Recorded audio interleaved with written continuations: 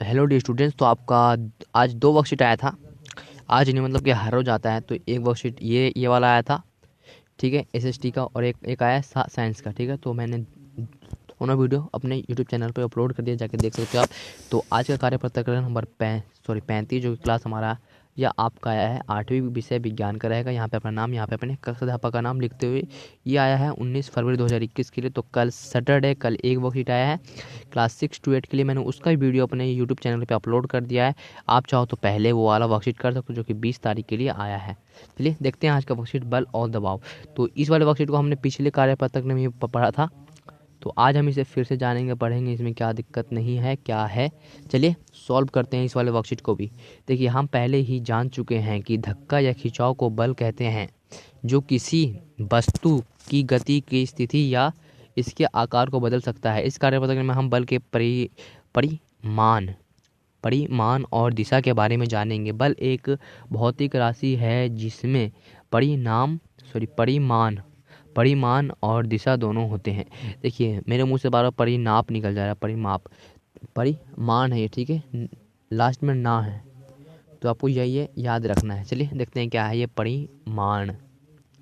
देखिए, किसी वस्तु को जिस दिशा में धकेला या खींचा जाता है उसे बल की दिशा कहते हैं। फॉर एग्जांपल देखिए कि इसे एक बॉक्स या पत्थर है, उसे इस दिशा में धकेला या खींचा जा रहा है या धकेला जा रहा है, ठीक है, और इसको उठाकर लेकर जाया जा रहा है इस दिशा में, ठीक है।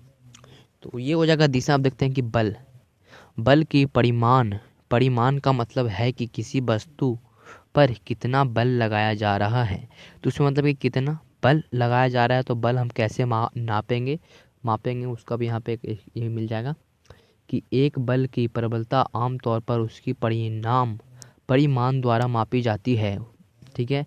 तो बल की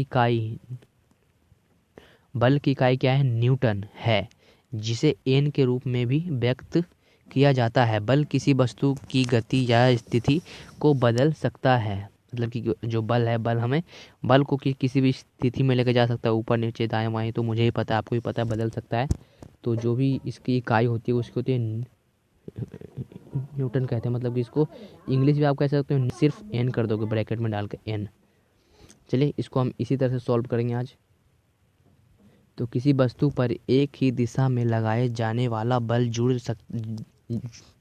उड़ जाते हैं। मतलब देखिए, किसी वस्तु पर एक ही दिशा में लगाए बल जुड़ जाते हैं, ठीक है। जैसे कि एक ही तरफ इसमें धकेला जा रहा है, तो यदि किसी वस्तु पर दो बल विपरीत दिशा में कार्य कर रहे हैं तो इस पर लगने वाला कुल बल दोनों बलों के अंतर के बराबर होगा। मतलब देखिए, इस तरफ का बल उतना ही है, इस तरफ का बल उतना ही है, तो इस पे कोई मतलब कि ये कुछ हिलेगा नहीं, बराबर होगा।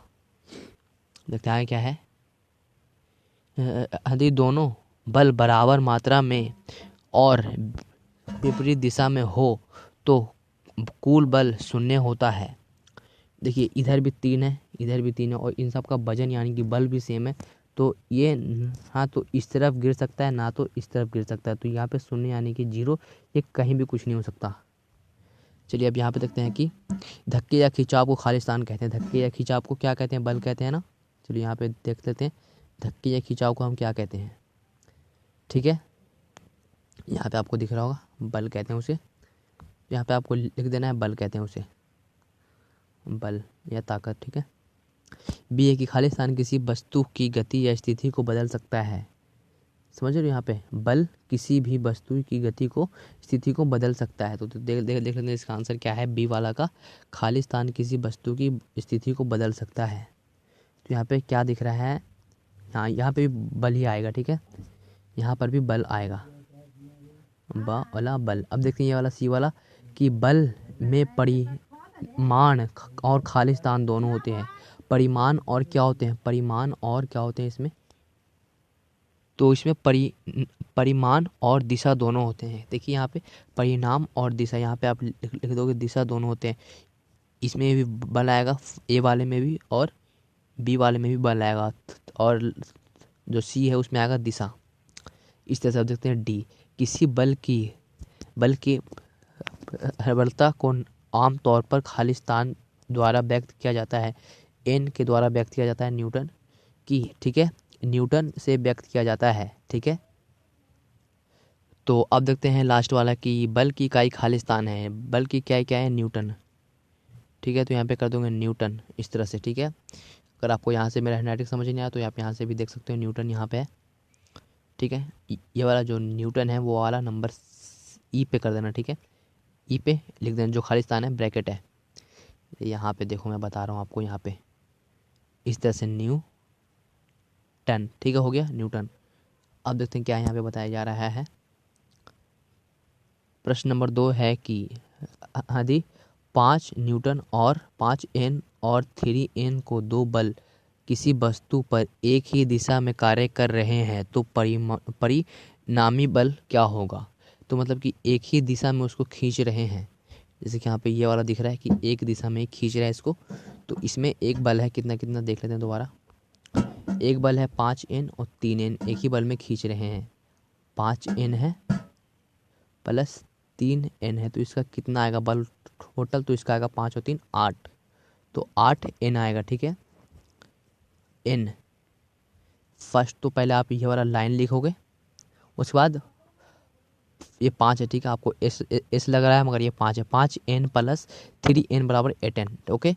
अब देखते हैं नंबर 3 क्वेश्चन, लास्ट वाला क्वेश्चन क्या है कि यदि 5 एन और 3 एन को दोनों दो बल किसी वस्तु का एक विपरीत दिशा में कार्य कर रहे हैं तो परिमापी बल क्या होगा? तो इसका परिणामी बल क्या होगा? मतलब कि एक 5 एन है, एक 3 एन है, तो इसको एक दूसरे के विपरीत दिशा में कर रहे हैं, तो इसका आंसर क्या आएगा? देखिए ये है विपरीत दिशा, इसमें है 5 एन है, देखो यहाँ पे इसमें 5 एन है और इसमें एक 3 एन है, ठीक है। इसे एक दूसरे के आपस में इसे धकेल रहे हैं, तो इसमें किसका बल दोनों पहले बराबर होगा? ठीक है, देखिए किसी वस्तु पर दो बल विपरीत दिशा में कार्य कर रहे हैं तो इस पर लगने वाला कुल बल दोनों बलों के अंतर के बराबर होगा। मतलब इसके दोनों अंतर के बराबर होगा, मतलब कि 5 में से 3 ज़्यादा हो तो कितने बच जाएंगे? 2 एन के बराबर होगा, तो यहाँ पे आ जाएगा 2 एन, ठीक है। इस तरह से कर लेना।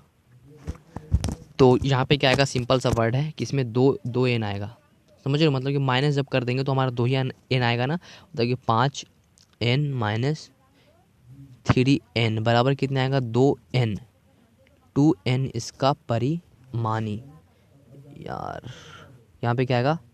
परिणामी बल है, परिणामी बल क्या है? 2 एन, ठीक है। तो इस तरह से आप लिख लोगे, मतलब कि प्रश्न नंबर जो 3 है फर्स्ट तो आपको ये वाला लिखना है और इसके बाद माइनस आपको करके दिखाना है कि 5 एन माइनस 3 एन, उसके बाद बराबर का निशान डाल के लिख देना 2 एन, इसका आंसर हो जाएगा 2 एन, ठीक है। तो मिलते हैं अगला वीडियो में, तब तक के लिए गुड बाय। आपका एक और वर्कशीट आया, उसका लिंक होगा डिस्क्रिप्शन में, जाकर देख लेना। मिलते हैं अगले वीडियो में, चैनल को सब्सक्राइब कर देना अगर आपको वीडियो समझ में आया हो। अगर नहीं आया हो तो प्लीज़ दोबारा देखो इस वीडियो को, मैंने पूरे अच्छे से समझा दिया है। 1 से लेकर 3 क्वेश्चन इसमें दिए जा रहे थे, मैंने तीनों के तीनों आंसर एकदम पूरे गुड यानी कि पूरे अच्छे तरह से एकदम बता दिया है। आपको भी जाकर कमेंट करना है गुड या वेरी नाइस, कुछ भी कमेंट कर सकते हो, लाइक भी कर देना, सब्सक्राइब कर देना चैनल को। मिलते हैं अगले वीडियो में, तब तक के लिए गुड।